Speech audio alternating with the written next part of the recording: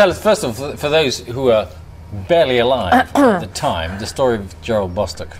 Well, it was a parody. It was a spoof album, sort of. I suppose at that time there'd been a lot of very serious, slightly obsessive concept albums in the prog rock genre which had made their mark, and this was a bit of a spoof, gently lampooning that genre.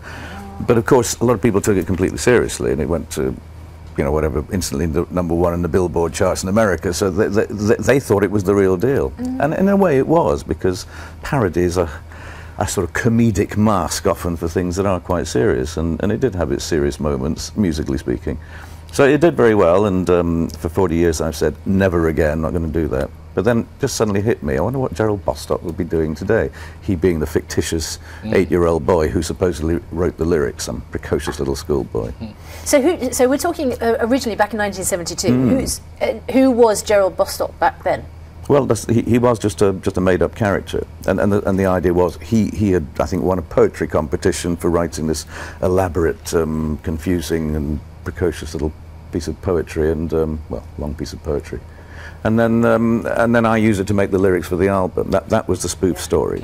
So he's approaching his 50th birthday now. Well, I reinvented him. I said that his parents lied about his age. He was actually 9 when he entered the poetry competition, and conveniently 10 when he was disqualified, which makes him 50 today, because I can only deal in round numbers. It's so hard.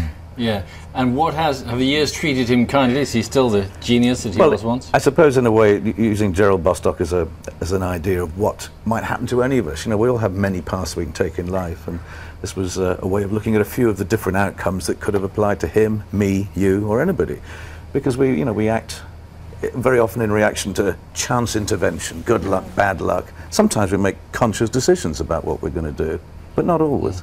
So I just looked at a few outcomes in his life. I didn't make him an astronaut, I didn't make him a politician, except on the cover of the album, but we looked at different possibilities. Yeah. Now, you said that you would never do it, you'd never revisit it. So what, after 40 years, persuaded you to change your mind?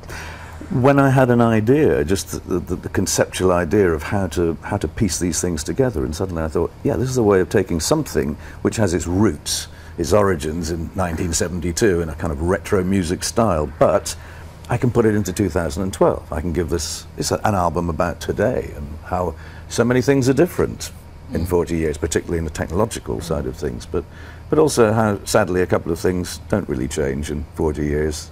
So it's not an album full of fun and laughs. There's some bleak moments in it. We saw you earlier playing unusually guitar, because most people expect to see you standing on one leg playing the flute. Well, so you're sitting on one. Yeah, and the problem is, on Thick as a Brick 1, I mean, there are places where I'm playing 2 guitars, playing the flute and singing all at the same time. I made that mistake in the studio, just putting on too much stuff. So I mean, even right from the beginning of the album, it's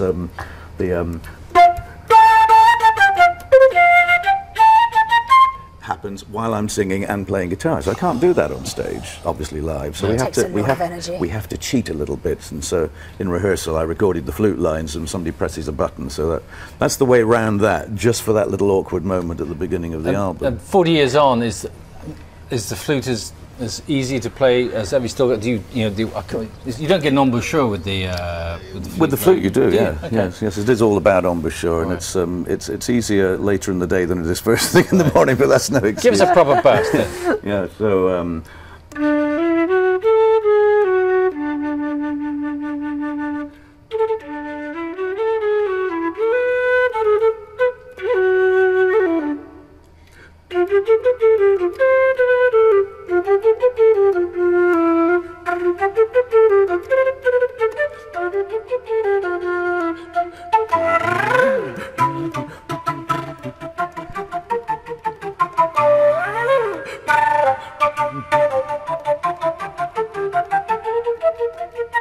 I could go on, but I know we're running out of time. That's great. No, because we've got a recording of that. That's our new theme tune from tomorrow. What's that going to do for the ratings? Not good.